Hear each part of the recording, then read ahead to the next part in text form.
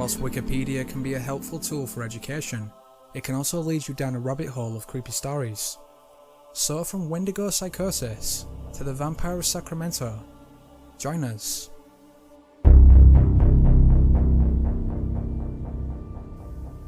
Known for its beautiful scenery and collection of wildlife, Yellowstone National Park is an American monument. However, it hides a dark secret, a 50-mile patch of lawless land known as the Zone of Death, a place where anyone can technically commit a crime and never be punished for it.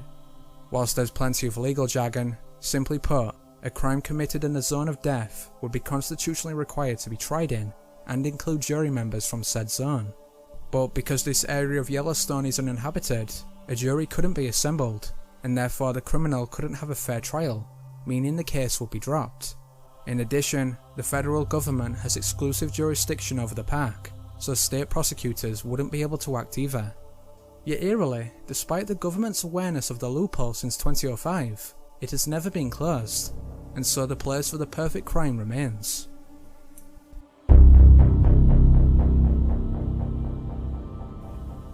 A famous mythological creature from Native American folklore, the Wendigo is a cannibalistic spirit.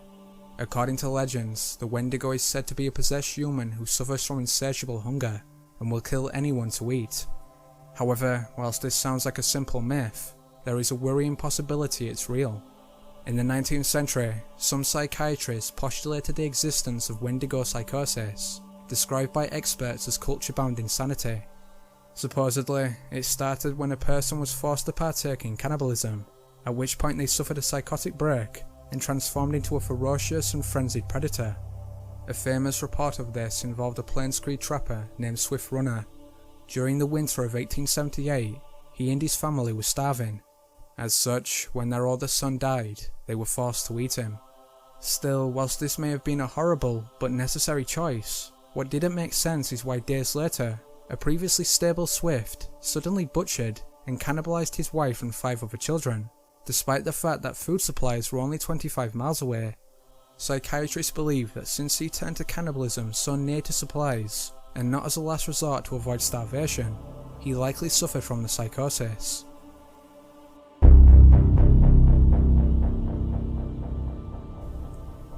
Stoneman syndrome is an extremely rare but terrifying tissue disease. Disturbingly, otherwise minor injuries can lead to new bones forming and replacing the damaged muscle tissue. These bone formations then develop into a second skeleton which slowly restricts the patient's ability to move. Fortunately though, if that is the word to use, only 80 people suffer from the disease. However, those who do suffer only live for about 40 years. One famous patient was that of Robert Eastlack. Whilst playing with his sister, a 4-year-old Eastlack was hit by a car, injuring his left femur. Initially, there seemed to be no severe consequences, and his leg was placed in a cast. But when it was removed months later, doctors noted the first set of abnormal bone growths. Soon, Eastlack found it difficult to move, and when his parents took him to the hospital out of concern, attempts to treat the condition resulted in the bone plates becoming thicker. Over time, these effects wore on his body, until by 1944, a study confirmed that most of his muscles, tendons and ligaments were now bone. Ultimately, by the end of his life, the 39-year-old Eastlack was left with only the use of his eyes, his lips and his tongue, trapped in his own body.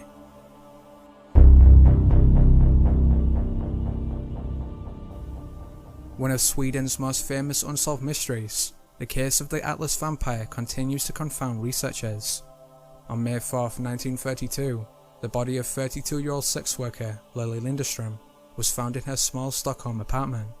She had been repeatedly beaten with a blunt object to the back of the head, likely whilst in the midst of sex. However, whilst this seemed like a tragic but typical murder, police were puzzled to discover the body had been completely drained of blood. Disturbingly, a hint to what may have been responsible was laid nearby, in the form of a soup ladle.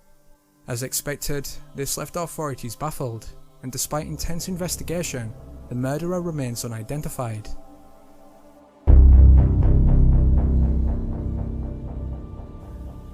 On the 8th of September 1863, in the village of Digby Deck, Nova Scotia, 8-year-old Charles Albright was walking the beach when he spotted an odd shape by a rock, only to realise upon closer inspection that it was a horrendously injured man. Shockingly, the man's legs had been very recently amputated, with evidence later discovered that confirmed it was the work of a medical professional.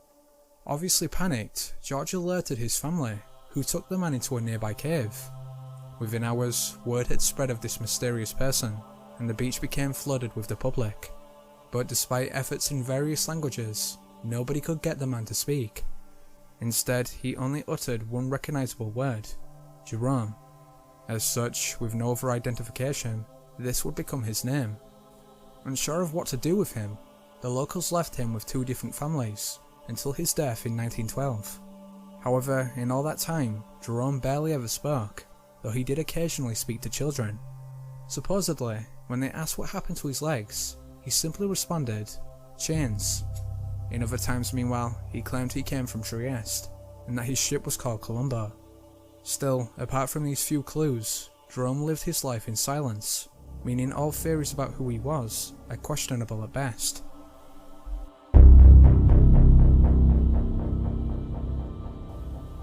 Whilst most people have heard of the Men in Black, few know of phantom social workers, a creepy British phenomenon from the early 1990s. Predominantly two women, they would arrive at a person's house under the false pretense that they worked for the council, claiming they were there to investigate the mistreatment of a child. Weirder still, they often had an uncanny knowledge about the owners, often appeared out of nowhere, and never had any number plates on their cars. Additionally, their behaviour was off, and even seemed inhuman. In one notable case, an Elizabeth Copeland of Sheffield was visited by two women who identified themselves as part of the NSPCC. Suspicious but concerned, Elizabeth allowed them in, where they examined her two toddlers. A few days later, one of the women returned, now with a man. This time, however, they were immediately hostile and demanded the children come with them. Obviously terrified, Elizabeth threatened to call the police, at which point the pair fled.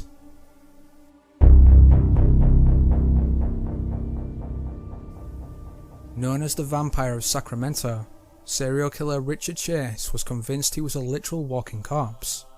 Unsurprisingly, in his mid-20s, Chase was diagnosed with paranoid schizophrenia and institutionalized in 1975.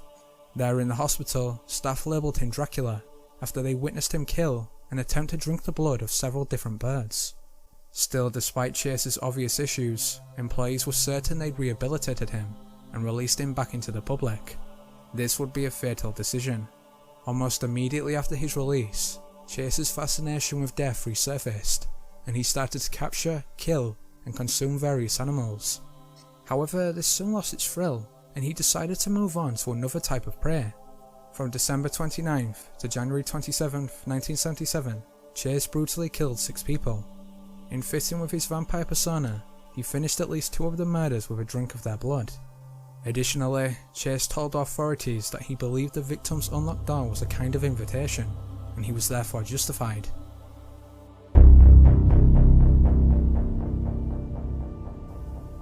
Dubbed the Beast of Jersey, Edward Louis Pinell was a notorious sex offender who terrorized the Channel Islands between 1960 and 1961. However, whilst this itself is horrific, his crimes were made worse by the outfit he wore during the attacks. Every night, Edward would slip on this monstrous attire and prowl the streets as the Beast. Whilst his victims walked home alone, he would fasten a noose around their neck and force them to an empty nearby field, where he then beat and raped them. Later, meanwhile, Edward turned his attention to all the women, and even young boys, breaking into multiple homes.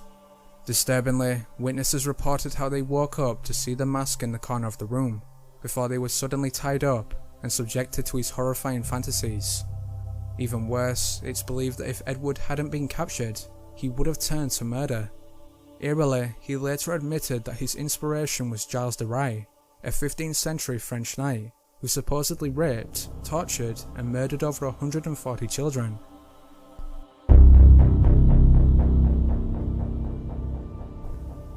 Born in Germany in 1977, Karl Tanzler moved to the United States in 1926.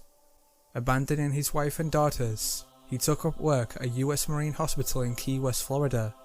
There he met 21-year-old tuberculosis patient Maria Hoyos. This would be the start of a twisted and unnerving relationship. Convinced she was the literal woman of his dreams, Tanzler soon professed his love for Maria. However, despite all his efforts, she died from tuberculosis on October 25, 1931. Distraught, Tanzler paid for her funeral, and with the family's approval, he built the mausoleum himself, which he visited every available night. Here he claimed he would routinely speak to Maria's spirit, until 2 years after her death, she begged to come with him. And so in April 1933, after making the necessary preparations, Tanzler removed her corpse from the mausoleum. Back at his house, he reattached the body with wire and coat hangers, before replacing the decomposed skin with silk cloth. Still, whilst this itself is deeply disturbing, it's also believed that he had a necrophilic relationship with Maria's body. Regardless, Tanzler would sleep with her corpse for the next 7 years, until in 1940, her sister confronted him after hearing rumours of his activities. There she was horrified to discover the mummified corpse, and immediately alerted authorities. But since the statute of limitations had already expired, the case was dropped. Yet it seems that Tanzler could never handle life without Maria, and instead used her death mask to create a life-sized effigy which he lived with until his death.